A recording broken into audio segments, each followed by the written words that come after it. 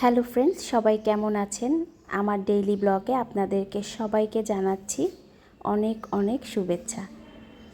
তো প্রতিদিনকার মতো সকাল হয়ে এসেছে, আর আমার ঘুম ভাঙা সেই পাখি আর ঘুম ভাঙানো সেই গাছগুলোর কাছে আসলাম। তাদেরকে দেখে মনটা ভীষণ ভালো লাগে। এদিকে আমি নাস্তাটা আগেই সেরে নিয়েছি। আজকে মেঘলা আকাশ, তো আমি মনে করলাম আজকে আর গাছে পানি দিব না। যদি বৃষ্টি হয়, বৃষ্টির পানিতে কিন্তু গাছগুলো বেশ ভালো হয়, তাই আর অতিরিক্ত পানি দেওয়ার দরকার নাই। তো যেহেতু মেঘলা দিন, একটু অলস সময় কাটছে, তো ভাবলাম আজকে আমি আর তেমন একটা কাজ করে আমার এই সুন্দর দিনটা নষ্ট করব না। তো হাতের কাছে যতটুকু কাজ আছে ঠিক ততটুকুই করব। তো আমার কাছে মনে হয় ঘরের টেবিল এবং বিছানাটা যদি গোছানো থাকে, ঘরটা পুরা একদম গোছানো মনে হয়। আর সঙ্গে যদি ঘরটা একটু ঝাড় দেওয়া হয়, তাহলে মনে হয় যে পুরো জায়গাটাই একদম ক্লিন আছে। তো আমি গুছানো সংসার পছন্দ করি। এলোমেলো জায়গা বা অগুছানো যে সমস্ত জায়গা থাকে, ওটা দেখতে আমার একদমই ভালো লাগে না। চোখে একদম মনে হয় কাটার মতো বিধে। তো জানি না আপনাদের হয়তো বা এরকম হয়। তো এই যে একটু গুছিয়ে নিলাম। তো যদি হাতে সময় থাকে, সত্যি বলতে আমি অনেক গুছানো একজন মানুষ।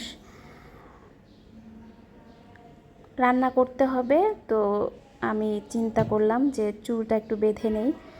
আমার কিন্তু চুল খোলা রাখতেই বেশি ভালো লাগে। একদম না পারলে আমি চুলটা বাঁধতে চাই না, কারণ চুলটা বাঁধলে আমার মাথা ভীষণ ব্যথা করে।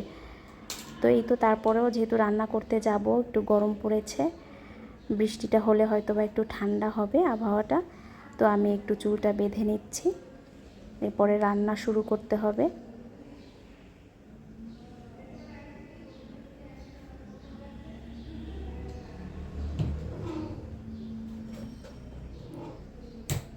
আজকে আমি একটি নতুন রান্না করব।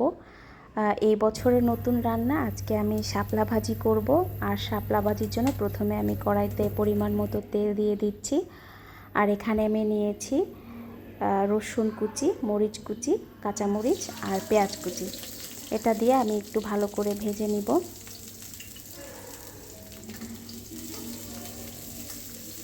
এবছরে এই প্রথম আমার শাপলা খাওয়া। তো আপনারা কে কে শাপলা খেতে পছন্দ করেন আমাকে অবশ্যই কমেন্টস বক্সে জানাতে পারেন। তো এই তো পরিমাণ মতো একটু লবণ দিয়ে দিচ্ছি, আর সঙ্গে হলুদ।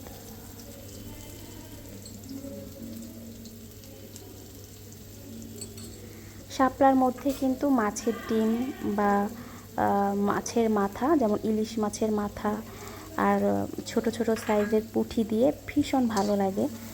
শাপলা কিন্তু খালি রান্না করলে অতটা ভালো লাগে না। আমি কিন্তু মাঝে মাঝে শাপলা নারকেল দিয়েও খেয়ে থাকি, কিন্তু আসলে নারকেল আমার নাই, বা নারকেল কোরানো ফ্রিজে ছিল না, এর জন্য খেতে পারিনি। শাপলার মধ্যে কিন্তু নারকেল কোরানো নারকেল দিলেও ভীষণ ভালো লাগে।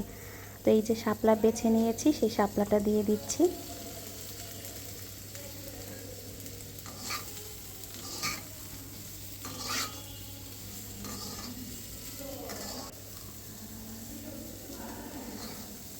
অনেকে শাপলা রান্না করে, কিন্তু শাপলাটা গলে যায়। আমি কিন্তু ওই গলা শাপলা খেতে পারি না, মানে আমি ওইভাবে খাই না। আমি একটু শুকনা শুকনা করে খেতেই বেশি পছন্দ করি।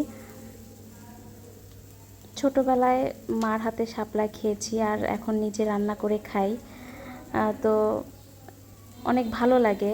এটা এমন ধরনের একটা খাবার সচরাচর খাওয়া হয় না, আর যখন নতুন নতুন ওঠে তখন আসলেই সত্যি খেতে ভালো লাগে।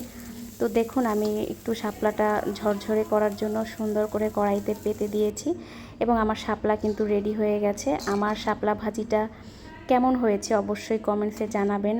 আর আপনারাও কে কে শাপলা খেতে পছন্দ করেন, কি দিয়ে খেতে পছন্দ করেন, সে বিষয়ে আমাকে জানাতে পারেন।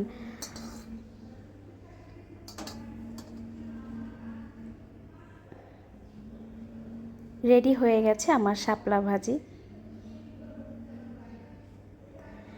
তো দুপুরে খেয়ে দিয়ে আমি ঝটপট করে রেডি হয়ে যাচ্ছি আমার অফিসে যাওয়ার জন্য।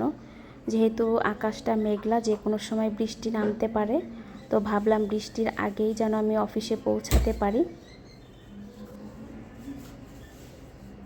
খাওয়া দাওয়া শেষ করে একটু বিশ্রাম নিতে ইচ্ছে করে, কিন্তু আমার অফিস দুপুর টাইমে হওয়ার কারণে বিশ্রাম নেওয়ার সময় নেই।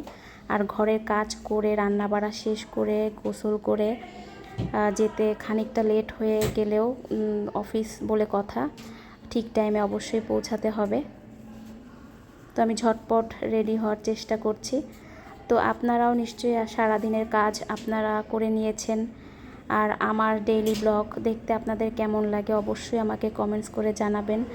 আপনারা কমেন্টস করে যখন আমার সঙ্গে কথা বলেন তখন কিন্তু আমার ভীষণ ভালো লাগে। আর আমি চেষ্টা করি আমার প্রত্যেকটি কমেন্টসের উত্তর যেন আমি আপনাদেরকে দিতে পারি আপনারা যখন কমেন্টস করেন।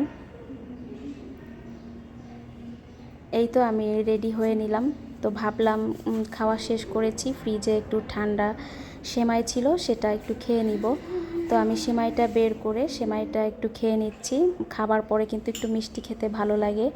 তো আমারও কিন্তু খাবার শেষে একটু সেমাই বা পায়েস বা আইসক্রিম খেতে ভীষণ ভালো লাগে। যেহেতু এখন আমের সিজন, অনেক আমও উঠবে, আমও আমি খাওয়ার শেষে খেতে ভীষণ পছন্দ করি। তো ঝটপট করে খেয়ে আমি অফিসের উদ্দেশ্যে বেরিয়ে যাচ্ছি। তো আজকে আমার ফ্রেন্ডসদের সঙ্গে আমার এ পর্যন্তই গল্প হলো। সবাই অনেক ভালো থাকবেন, সুস্থ থাকবেন এবং প্রতিনিয়ত আমার পাশে থেকে আমাকে সাপোর্ট করবেন। সবাইকে জানাচ্ছি শুভ দুপুরের শুভেচ্ছা এবং দিনটি আপনাদের অনেক ভালো কাটুক।